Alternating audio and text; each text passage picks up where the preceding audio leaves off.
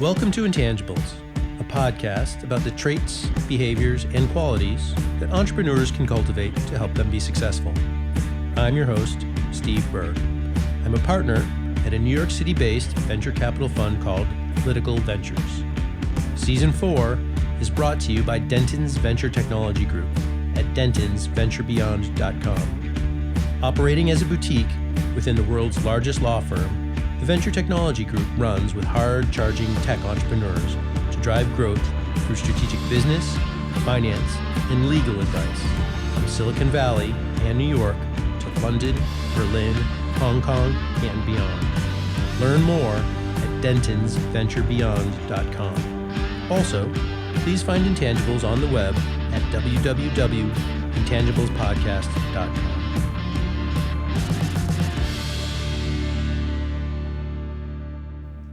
Author and former Intangibles podcast guest Daniel Pink says that the future belongs to a different kind of person with a different kind of mind. Artists, inventors, storytellers, creative and holistic, right-brain thinkers. I think he's right. We as people, in our roles as buyers, sellers, motivators, instigators, decision makers, and creators, we want to be engaged. We want to be caught up. We want justification beyond facts and figures on which to act. We need a way to propel ourselves forward. Storytelling is that transport. So if you're a founder or a business person out there and you don't think that storytelling is essential to your success, the future may not belong to you. However, there might be hope to turn things around. My guest today is Rob Biesenbach, a corporate communications consultant, keynote speaker, and author.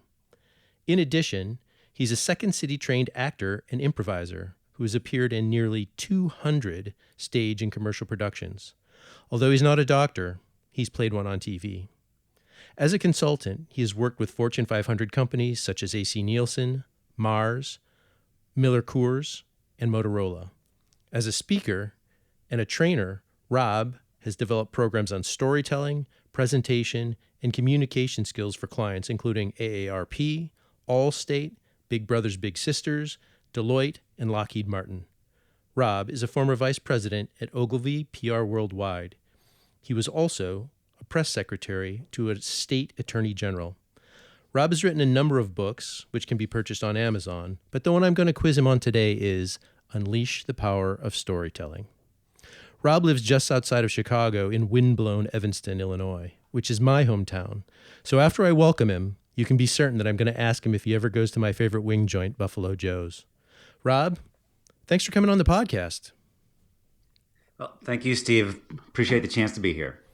So I thought that was a pretty comprehensive bio, but did I leave anything out? No, I think that's probably more than comprehensive. Yeah. Excellent. And of course, the important question, do you prefer mild, spicy, or suicide wings?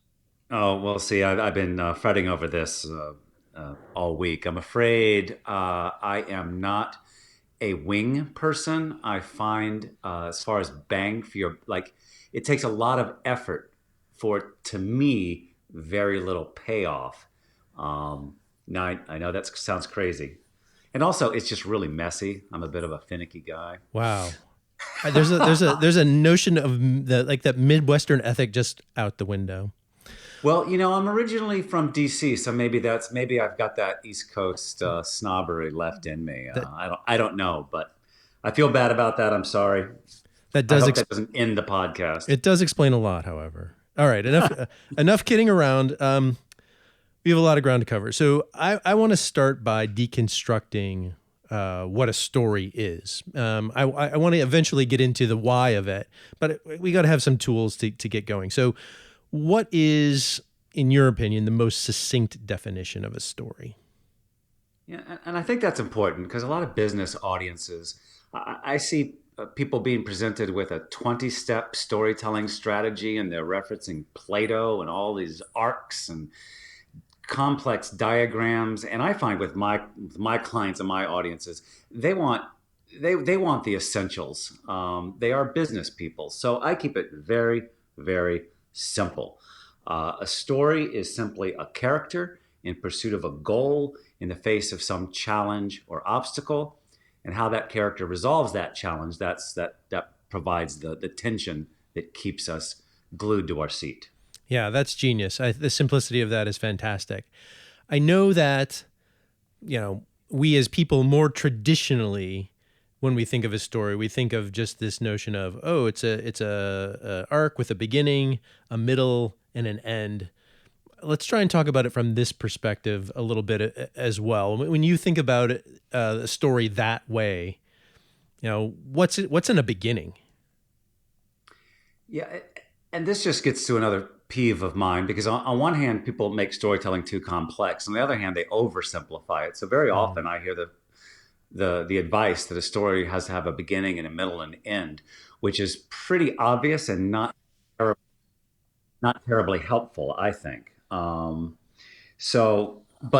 that is the way people are kind of it's ingrained with people. So the different pieces of the structure can be broken down within that. Okay. So in the beginning, we set the scene. We have a character. This is the status quo. Their life is normal. Um, then in the middle, something happens. Some big disruption to the status quo. Sometimes called an inciting incident. It's something that throws them off their path, and that drives them in order to try to reset the normal, to find that normal or find a new normal. And the end is the resolution where it all comes together. They've either accepted the new normal or they found their way back to the old normal, and ideally they've changed and learned and grown in the process. So the simplicity of that is really beautiful, right? You've got a thing, you've got something that changes a thing, you strive to get back to the thing. And when you do that, you either learn something or you create a newness. People do, oftentimes in telling stories, people do not make it nearly that crisp. So I really appreciate you putting a fine point on that. And I would assume that you're kind of emphasizing the kind of succinctness of that description, because that's how people really should tell tight, compact stories when they're doing it. Is that correct? Yeah, and I keep it simple because it's easier to swallow for most busy executives. I've heard this from other storytelling experts. They'll say, sometimes I won't even use the word story because if you say story in a workshop with a bunch of senior leaders, they're just like, oh, I need something that's meaty, has substance, that has an ROI, not something warm and fuzzy and some kind of Oprah moment. So, any way you can get, I agree with that. Any way you can get them to accept the idea of stories, whether you call it an anecdote or an example or something else, whatever it takes, I believe. So, I think that is a misunderstanding, I think, on some people's part, and it really feeds into the next part of the discussion that I want to have with you about, there's something fundamental about stories, right? We talked about it a little bit at the intro, the importance of stories, but they're just so fundamental to persuasion. So anybody who's saying, "Oh, I don't really need that," or they need some kind of words to get around that, well, maybe whatever they need, but they might be missing the point. So as I did my homework for this, it seemed to me there were a couple of things that were fundamental about a story and its persuasive value. Do you want to talk about these with me? Absolutely. And that's why I cringe when people call storytelling or even communications in general soft skills. These things are based on hard science. They are fundamental, they're innate, and they are essential to helping us get what we want in the world. Uh, Let me stop you there, because I think what you just said is really important. It means that it can be learned. It means that it can be improved on. It means that you can become great at it, no matter who you are or where you start. Yeah, I would say everyone can learn to tell a good, effective story. Not everybody's going to be a Garrison Keeler or a Mark Twain, but that's a whole different level. Everybody in business at least can get to a point where they tell the kind of stories that will have the impact they're looking for. Yep. All right. It's not magic. Yeah. It's not show business. And again, going back, it's science. This is all based on neuroscience, the way stories work and how they trump facts and data and all the rest of the stuff and the fluff that we put into our conversations. So let's talk about that one in particular. I know that a good story, the brain actually releases oxytocin, which actually increases a person's desire to cooperate. Is that what kind of the science that you're talking about? Yeah, that's one of the studies. There's multiple studies on this, the neuroscience of storytelling. But yeah, it releases chemicals in the brain, among them oxytocin, that makes you more agreeable, softens you up for an argument. There's stories that there are studies that show that when we hear a story, it triggers the same area of the brain that's stimulated when we experience an event. And this is the true power of stories. They blur the line between listening and experiencing. And this is what you want your audience members to do, whether you're talking one-on-one or to a group in a presentation or a pitch. You want them to feel things. You want them to see things. You want them to physically be engaged in the story. And that's what stories do. They activate you on all these different levels, emotionally, physically, intellectually. I had read something about how early child development actually impacts us later on in life with regard to that. Any thoughts on that? Well, yeah, we're conditioned to stories. That's the nature. I talked about the nature argument. This is the nurture argument, how we're raised. Bedtime stories and fables and fairy tales and cartoons. And all of our lives were immersed in movies and television and video games and theater, if that's your thing. I mean, we spend $90 billion a year going to the movies worldwide. So they are conditioned in our brain. When somebody says, "I'm going to tell you a story," which you shouldn't say, by the way, but when we start to detect somebody's telling a story, our brain is automatically conditioned for a certain structure. It's going to have an act 1, 2, and 3. It's going to have rising action and conclusion. And when the brain doesn't get that, we're left vaguely unsatisfied. Hmm. Hmm. Hmm. Hmm. And how does it relate to the notion of listening? You kind of you talked about the blur between a story and an actual experience, but I think it also impacts how we intake the story as well, right? Or the message, I guess. Yeah, I mean, you always have to keep your listeners in mind, and when you start to tell a story, people automatically start paying more attention than Yeah. when you're just giving them a data dump. Yeah, you become an active listener, right? And I think, at least for me, when I lean forward, I remember something way longer. Exactly. I always compare it to the movie Wall-E, where those people are, laid back in these chairs, being fed in tubes and watching screens all day. I mean, that's kind of what we do when we're just ingesting data. But when somebody tells a story, you're right. We lean forward. And studies show our eyes dilate, our palms sweat. Emotionally, we get engaged. We empathize. We mirror the emotions of the speaker. All of those things. So it's highly involving. Yeah. Yeah. So, okay. So that's a really strong, I think you just built a really strong nurture case. But I think there's like an interpersonal element as well. Clearly the persuasion piece is so big. That's the reason I'm digging in a little bit deeper, because I think there's, understanding the importance of what's really happening goes a long way to getting people to be like, yes, I need to incorporate this type of messaging into my pitch or into my, routine, whatever it is in terms of communication. So personal element, any thoughts with regard to that kind of like the interpersonal nature of interaction when it comes to storytelling? Yeah. I do a workshop. One of the workshops is ditch the elevator pitch, tell a story instead.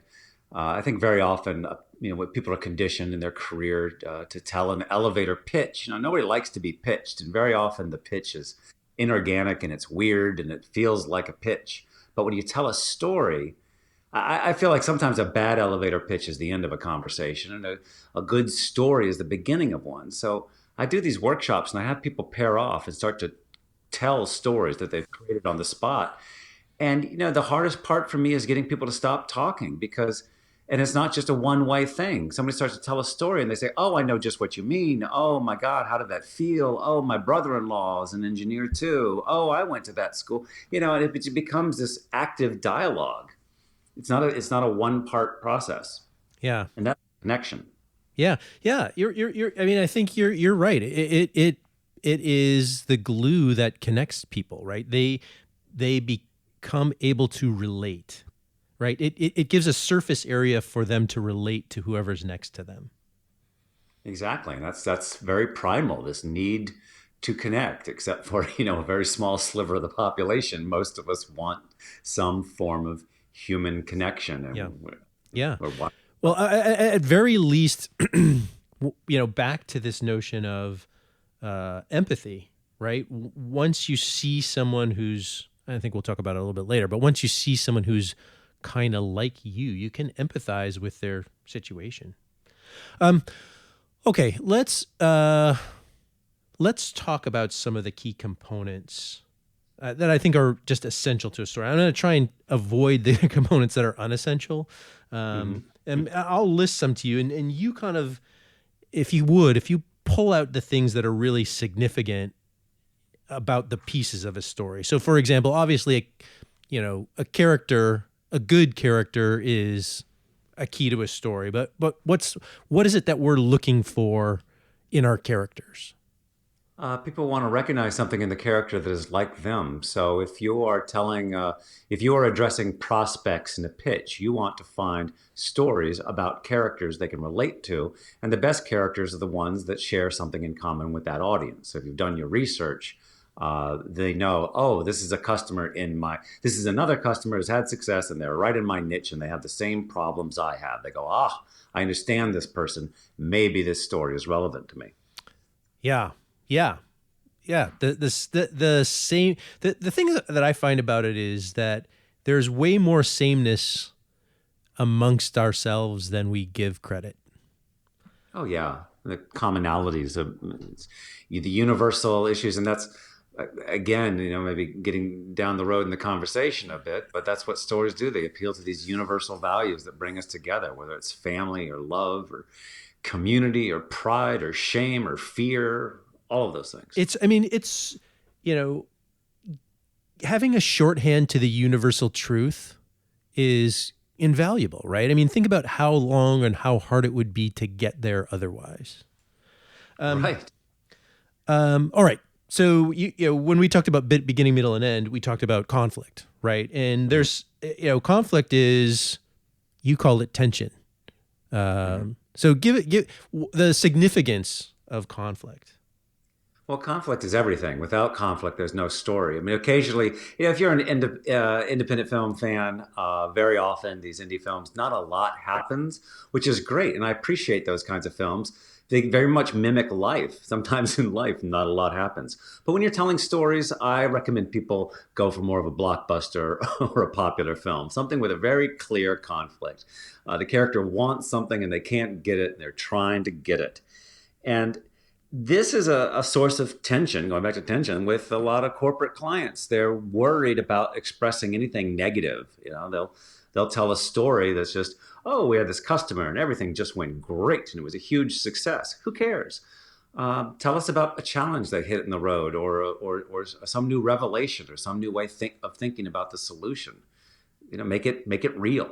Yeah, that conflict, the right conflict, does put realism into a story. I agree with that. I think that makes and again, the more real it is, the more empathy that we can feel. Hmm. Um, so, but it can't be just a like, oh, I got a hangnail. It has to be like a real. It has to have something of the conflict has to be of significance, right? Yeah, Yeah. yeah. In acting, going back to my second career, they talk about stakes. Everything, the characters have to have something at stake and has to at stake in the scene.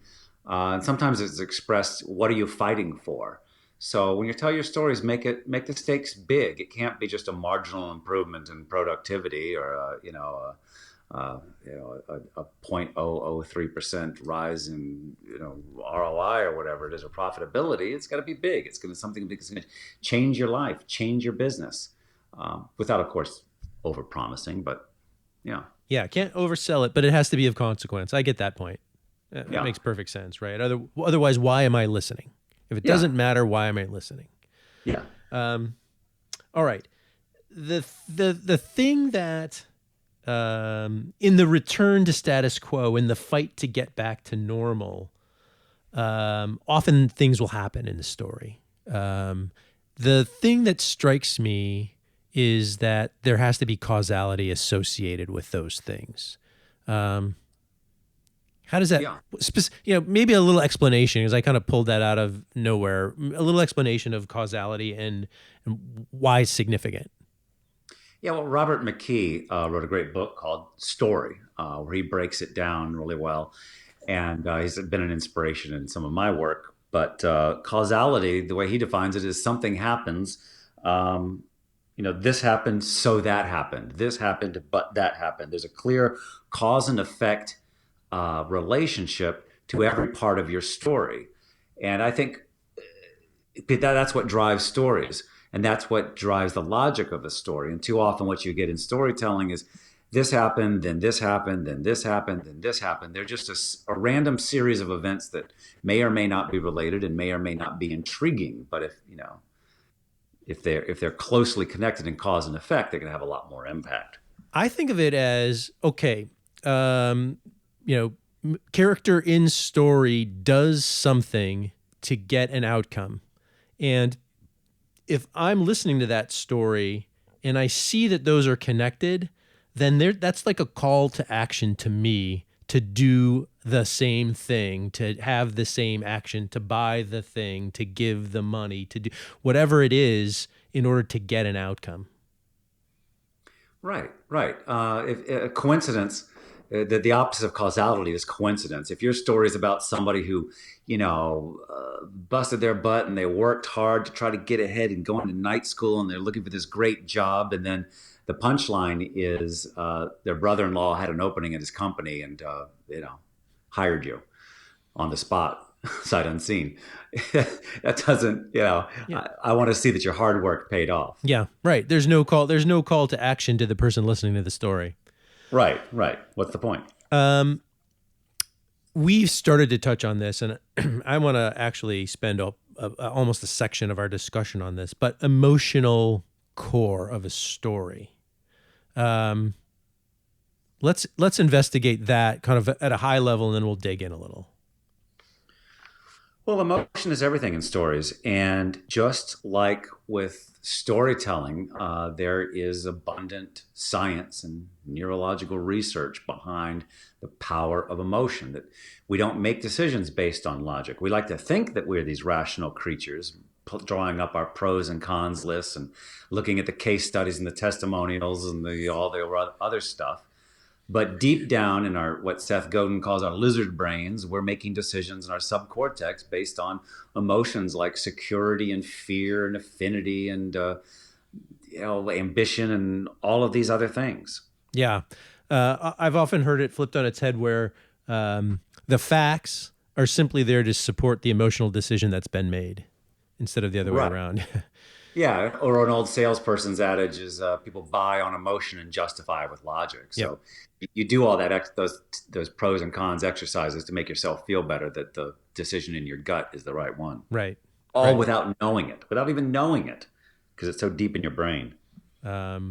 Which, I mean, that's an important thing, right? So in order for it to be of value, it has to be something that you want and that they want. I want to dig into that idea a little bit later. Okay, so all right, look. So there's a number of elements in a story that you just do not want to screw up, right? You want to get those right. I want to touch on what the elements are that you need to get most right. Like the ones that are at the top of the list of things that you don't screw up when you're telling a good story. The first thing that I want to talk to you about is the person on the other side of the story, the audience.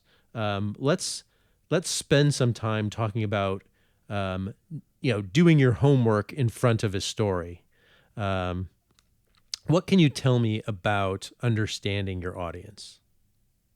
Well, that's everything. That's how a story is going to land, and a story is not going to work for every audience. Just like any kind of communication, you want to know who you're talking to, whether you're meeting with somebody, a prospect one-on-one, or a potential employer, or you're doing a presentation for a group, or you're doing something in the community. You want to know who these people are.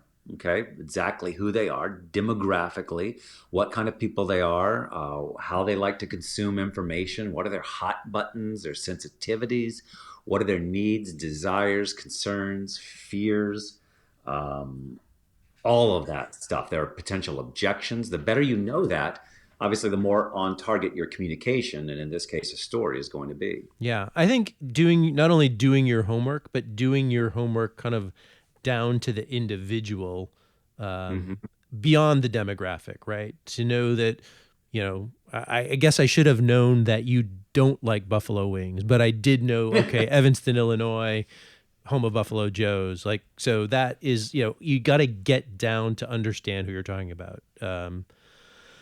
Yeah, and well, you never would have known. I've not written any blog posts like ten reasons I hate buffalo wings, but I But so I don't fault you for that. yes, but the point was it could have been pithier had I been more on the mark with regard to Ah, understanding my customer. Okay, what about this notion of having a clear idea of the purpose for the story? Meaning, what you want the person on the other side to do, what you want to elicit. mhm. Um, let's talk about the goals or actions or behaviors that define success if you've told your story well. Hmm. Yeah, I think this is where people get too psyched out by storytelling. First of all, they think I'm not Oprah. I can't tell a story, or they think I can't keep audiences on the edge of their seat. I can't make them cry. Well, one of the things is I can't. We put too many expectations on our stories and all of our communications that we're going to change people in an instant. We're going to make these people buy. We're going to make them decide. We're going to make them get on board. Uh, it's very rare, except in the movies, maybe, where people will turn on a dime like that. So, really, a story in any communication is it's sometimes just setting less ambitious goals. So, for instance, in a sales pitch, yeah, you'd love them to buy long term. Short term, maybe your highest ambition should be to get them to consider. Think, oh, I hadn't heard of these guys. I brought them in. They seem to know what they're doing. I like them. I'm gonna do some more research on this, or we're gonna make them a contender. I'm gonna invite them back. Yeah, I mean, we face this all the time. So, in the venture world, the founders will go in and they'll make their pitch thinking that they're going to get a check, yes or no answer at the Yeah. end, when oftentimes what they should really be aiming for is literally just to get a second meeting, right? Just to keep the conversation going so that they can provide more details, more evidence, more cause and effect of why their idea is a good idea. So I think you're absolutely right, and I think there needs to be forethought into refining that goal, that what you want to accomplish. And you're right. These big Oprah moments, they're few and far between. They can be little and tiny, but move the ball forward. Yeah. Um, This, as many of my teachings or lessons relate to acting, and an actor's job, they say, and an actor's in an audition, your job is not to book the gig. Your job is to get a call back. mhm, Or even more minimal, your job is to knock it out of the park in the audition. mhm. So maybe you develop a relationship later. And the same thing that if your goal is, oh, I'm gonna kill it in there, and these investors are gonna start forking over their money instantly, well, you're gonna feel like you have to make your entire case some of these pitches are pretty quick. Yeah. Maybe they give you 10 minutes. Yeah. I got to load them down with all the data we have in every single case study. No, they're probably judging you on, are these trustworthy people? Do they know their stuff? Yeah,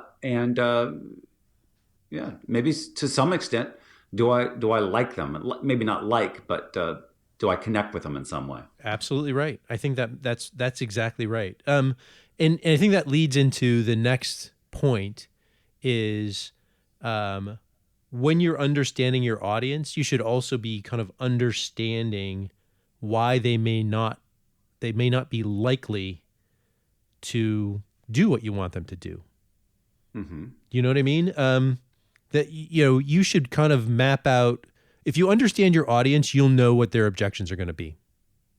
Absolutely. And it's an old sales technique, is knocking down their objections, but it's always a strategic question as to whether you wait for them to express that objection and you knock it down, or you proactively, as they say, bring it up. And again, this is a major tension point with a lot of clients of mine. They don't want to talk about anything negative. They don't want to address the possible objections. No, why don't you just say it, right from the start? I know what you're thinking. This is another program of the month, or I know what you're thinking. We don't have a lot of experience in this area. Who the hell are we? And then suddenly the audience in their mind are going, oh my God, this person's a genius. They totally read my thoughts. What else have they got to say? And that diffuses a lot of the tension, and it shows that you're, open and confident. Yeah. So one, you get points for being self-aware. Mm-hmm. But two, the truth of the matter is, if you don't have good resolutions to those impediments, then this is kind of a wake-up call that you need to spend a little, you need to get your head out of the sand and make sure that because otherwise you're going to keep getting no, right? You're not going to get yes until you crystallize the resolution to those impediments. Oh, it's absolutely. And it's much more than a rhetorical issue. It's a strategic issue. And do not go into the pitch if you don't think you've got their major if you don't know their objections and you don't have those already worked out. Yeah. Yeah. Okay, so I think we've covered the notion of understand the value and the reasons to understand your audience. We started to talk about emotional, when we were talking about emotional core. I almost wanted to put this one like right at the beginning of the interview, because I really think that emotional connection is kind of tantamount. So let's take our time now, and talk about why emotion is, bringing that into the equation, bringing that out of ourselves, is really important. Yeah, well, we talked a little bit about the neuroscience earlier, but Right. Seth Godin put it best. He said, the market is not seduced by logic. People are moved by stories and drama and hints and clues and discovery. Logic is a battering ram. And that's a quote, but it's widely supported by tons of science showing that emotion is the way to grab people's attention and get them to act in your favor. When I think about those types of stories, I mentioned that, I tend to remember them longer. They stick with me. I often find myself thinking about them in the next 24 hours, which, I mean, again, if you think about your goals, just getting this person on the other side to revert back to that conversation a number of times, that's a success. Exactly. And emotion is a huge part of that. If you think about the experience we go through and the empathy, and sometimes, like, if you see a great movie, maybe some real otherworldly apocalyptic tale, I mean, you come out of there a little bit haunted, a little bit changed. I've gone to the restroom in the middle of like a really deeply impactful thriller, and I'm looking over my shoulder. I'm checking under the stalls because you're still in that world. You're like, oh my God, is somebody going to knock me over the head with a sack of nickels, to quote Kramer. Yeah. Seinfeld. Yeah. And so, I mean, it's this, there's something about encoding a behavior with emotion that makes it okay for the person ingesting this to do the same thing. Mm-hmm. It's completely different than if it doesn't have emotion. They don't have an attachment to it. They can take it or leave it. Yeah. Um, Yeah. The studies show that emotion sticks. Emotions it changes you. It's more when you go through an emotion, you remember it more. It makes that connection. All of those things. so one of the things that actually struck me as I was, kind of thinking about emotion is there's two ways to deliver emotion. Your character in your story can deliver emotion, but you as the storyteller can also deliver emotion. Mm-hmm. Um, I know that you had some thoughts about this. You wrote about this. Um, let's talk a little bit about these notions of why or what kinds of emotions are good to deliver as the storyteller. Yeah, this is another area where people, business people, are highly reluctant. When they think of emotion, they think of, somebody putting their fist through a wall or crying, and that is not the kind of emotion that you need to exhibit in order to make emotion work. So I always try to make these storytelling sessions safe for business people, so they don't think they have to go wildly out there on a limb. But there are certain like safe emotions like pride and loyalty, and speaking of a valued member of your team or somebody you love in your family, those kinds of very simple emotion, joy, passion. Why do you love doing what you do? What makes you jump out of bed in the morning? Those kinds of things are highly, highly appealing to audiences. So you mentioned one that I pulled out of the list, pride. And pride is often like the celebration of a goodness or the celebration of a hero.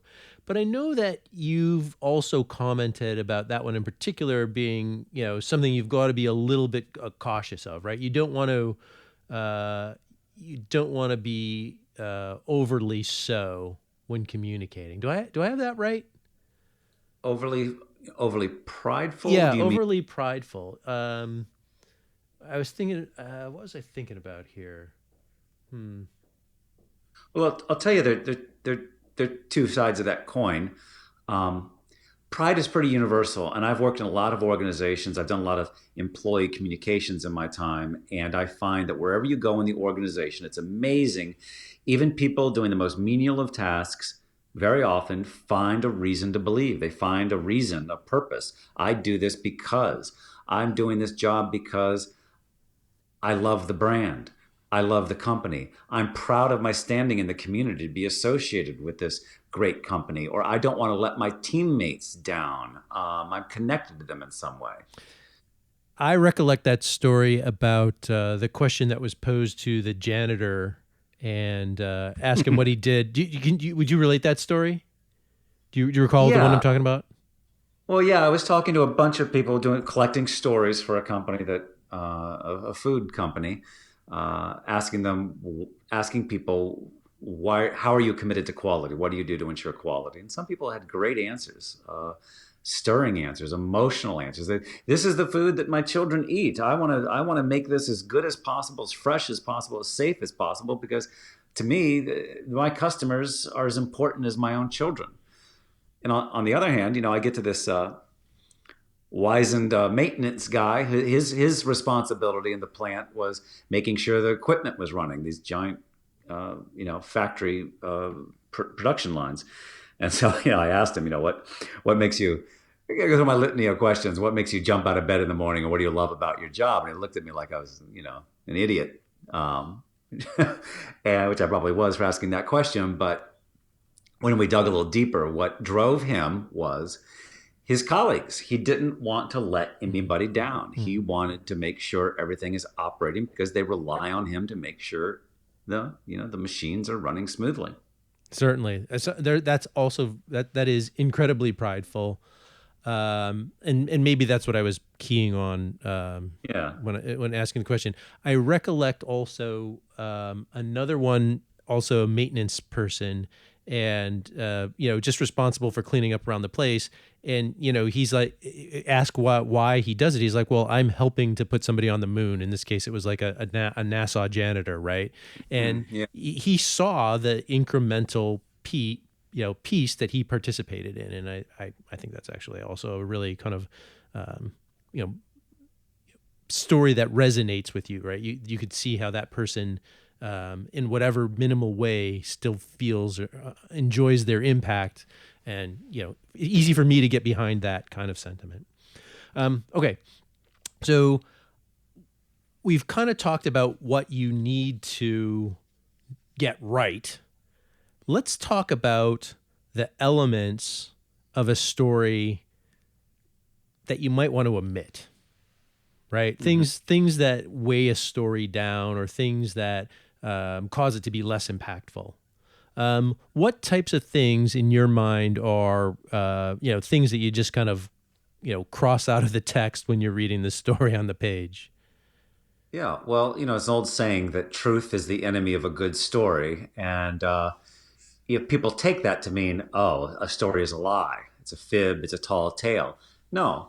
What it means is there's like capital T truth means you've dotted every I, crossed every T, like an affidavit.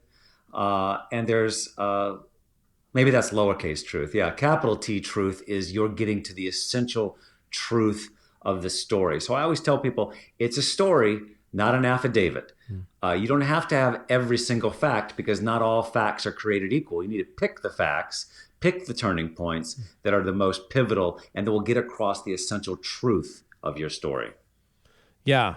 So that's. I mean, I think it's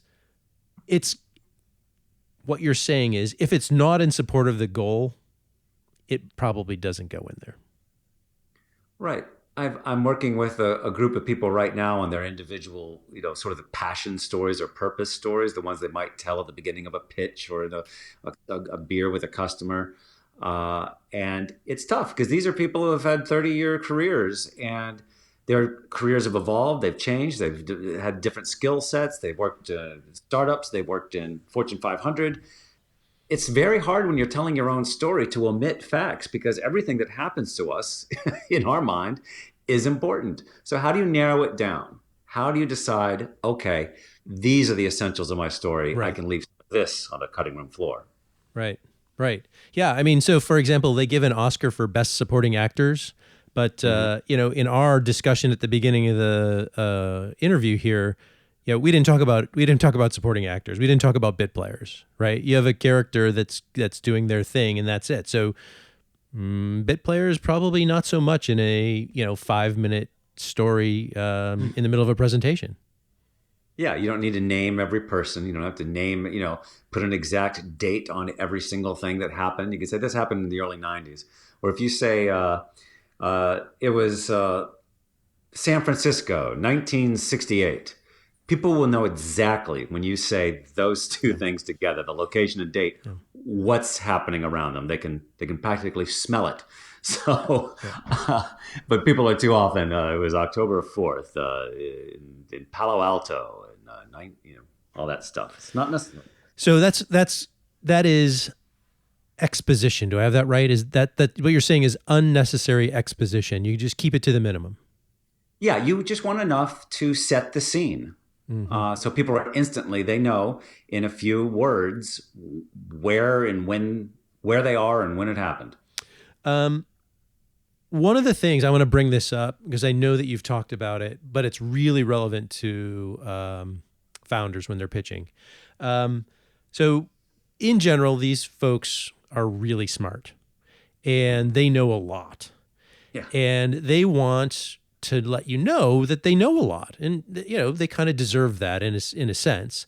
But oftentimes, putting too much detail is actually just not a good thing, right? It weighs the story down. It's not crisp. You don't get to the end. You don't get to the payoff fast enough. Your thoughts on the proper amount of detail? Proper amount of detail. Well, enough to support your goal. So if you decided that your goal in this pitch is to convince them that you are the first and foremost expert in this particular issue, hands down, and there's nobody can compete with you in your knowledge level, well, that's going to be probably that's going to drive the content. But if you just want to establish, oh, this person seems to be pretty authoritative, you can do that with a lot fewer facts and a lot Totally. fewer words. Yeah, it goes back to the succinct definition. A story is a character in pursuit of a goal in the face of some obstacle. If the something like a bit player or a non sequitur or exposition or detail, if they are not in pursuit of the goal or in the face of an obstacle, they don't get in the story. Yeah, and it goes back to your point of your stories. I'm working with these executives. I mean, one guy for a while was into culture, cross cultural collaboration, and trying to get two entities together. Another part of his career was in mergers and acquisitions, and and then another part, he's got all these great traits, all these great experiences. What do you want to get across? What are you trying to get across? You got to focus and leave out some of this other stuff. It's like, this is a 10-year part of my career. That's okay. Nobody needs to know about it. You could just say, I was in banking for a decade. You don't have to say, I worked in this bank. It was, this blah, blah, blah, all that junk that people would go through. There you go. If it's blah blah blah, don't say it. Yeah. Um, so, all right, we've created a definition. We've talked about what goes in. We've talked about why it goes in. And we talked about what doesn't. So, what happens when we pull all of these elements together, hopefully in an artful way? What do we expect to happen here? You mean in terms of the impact of the story, or you Yeah, mean in terms yeah, of cutting? yeah.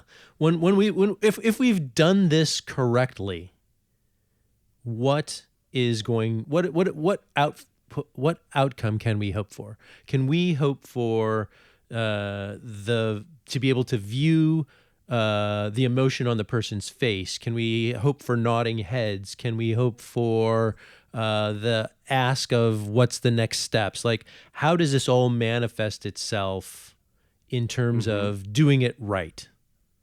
Yeah. Well, I think it's first and foremost about connection. You want to break down walls with people. You want to build some trust, some level of affinity, so they can look at you and say, not only is this person an expert, but I I feel like I've they know where we've been. They know us. They understand our concerns. This is the kind of person I can deal with. They seem trustworthy, honest, secure. This is somebody I'm going to be willing to spend, hundreds of hours in a windowless conference room with. All of those things. So it's trust, security, connection, Yeah, affinity. yeah.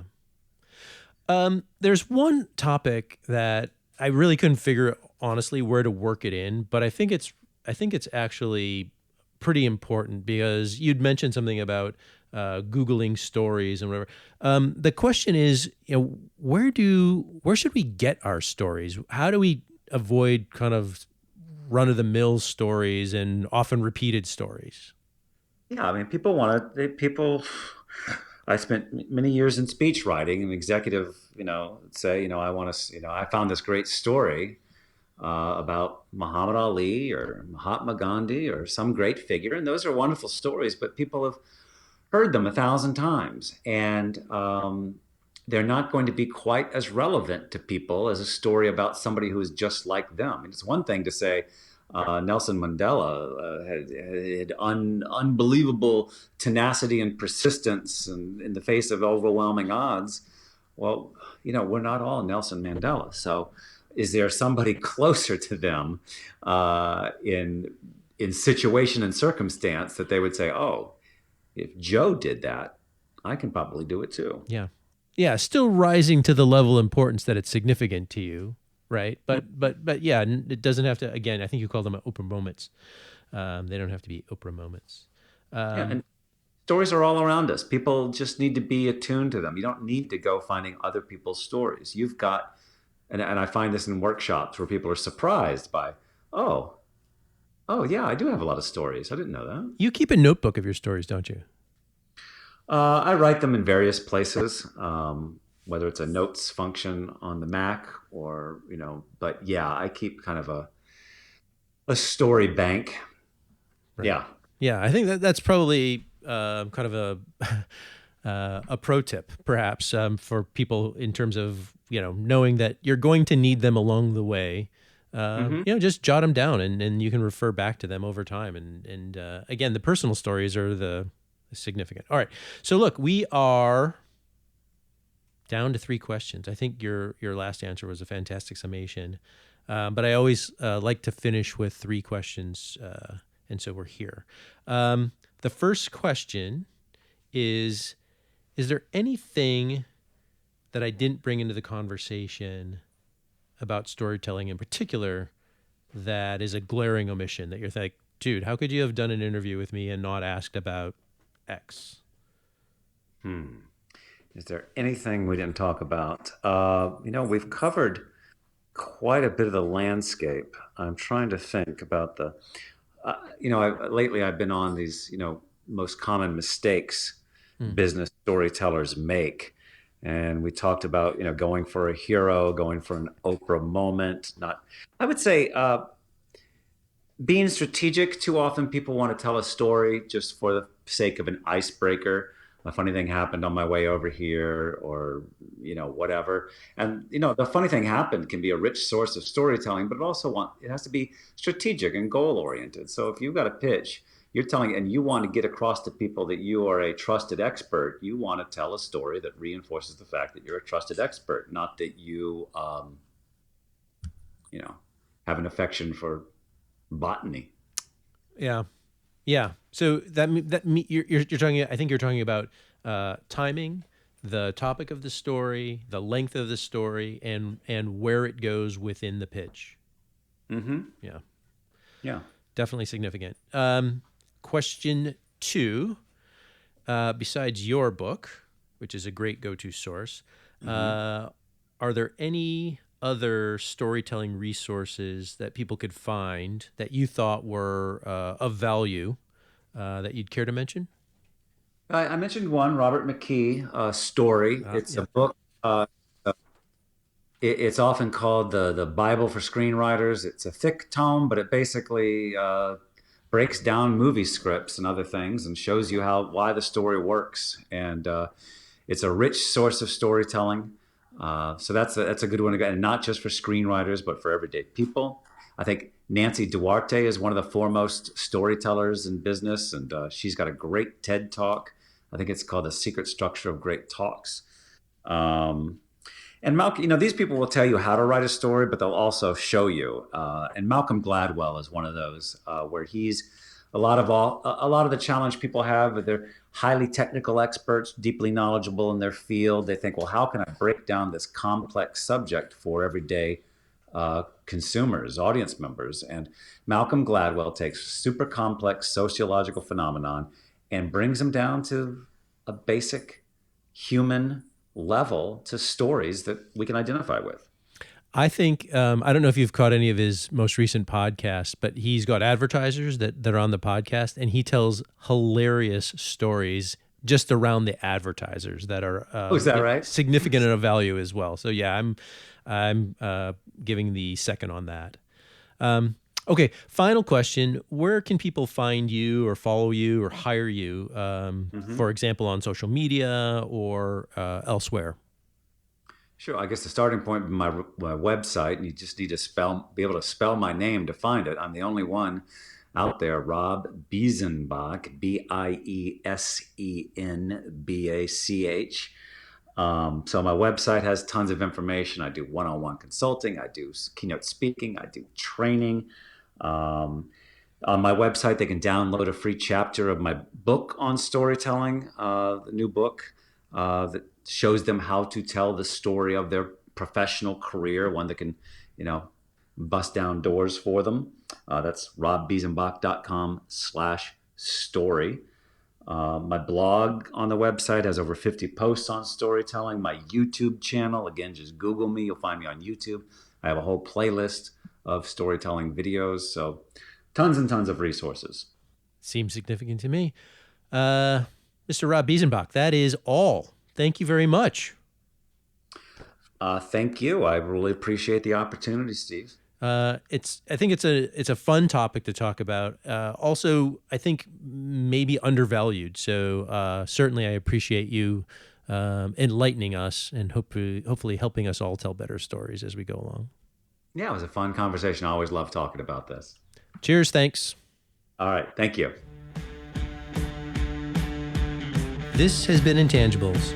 As always, I'd like to thank Denton's Venture Technology Group at dentonsventurebeyond.com for being the sponsor this season and a supportive partner. Operating as a boutique within the world's largest law firm, the Venture Technology Group runs with hard-charging tech entrepreneurs to drive growth through strategic business, finance, and legal advice from Silicon Valley and New York to London, Berlin, Hong Kong, and beyond. Learn more at dentonsventurebeyond.com. And thank you. Keep an eye out for the next episode. I'm your host, Steve BERG.